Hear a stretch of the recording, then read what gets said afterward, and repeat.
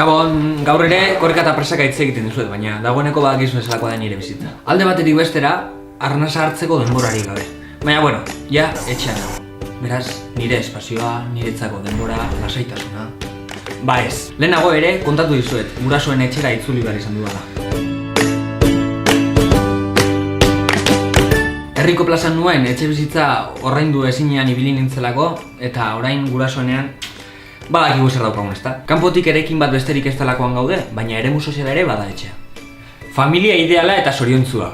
Duplesa, piztina, seme alaba, txakurra, jarri handi bat. Hori ez da gure isla ordea, ez. Aurreko batean, gurasoekin guztiz naskatuta, aneri etxetik alde egin behar genuela esan nion.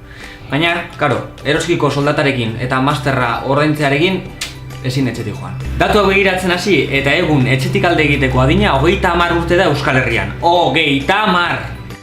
Eta hori, zergaitik, gazte askok eta askok ikasten jarraitzen dugulako. Gero eta luzeagoak dira formazio urteak, eta badirudi honek ez daukala amaierarik.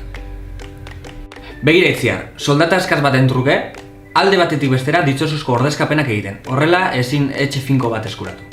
Lan egiten dutenen artean etxetik joatea ere oso zaila da. Alokairua geroz eta garestiagoa da, nire zengo diazue. Eta gero beste aukera... zein? Bai, hipoteka. Venga, benetan, bankuarekin eskontzea, agur. Nire lagundani urtero al pueblo joaten da. Baina hemen Euskal Herrian ere pueblo asko badauzkagu. Legitu edo sarutza adibidez, berane antez betetzen da udan, eta gero hauen etxe bizitzak neguan utzik geratzen dira. Berez, etxe bizitza utz pilo bat badago, baina hauek gehitu ezkero 120 ere heldu daiteke.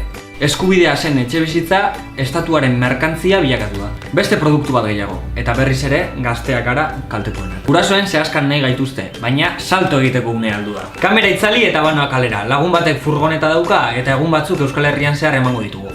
Ia ikusten dugun elkar.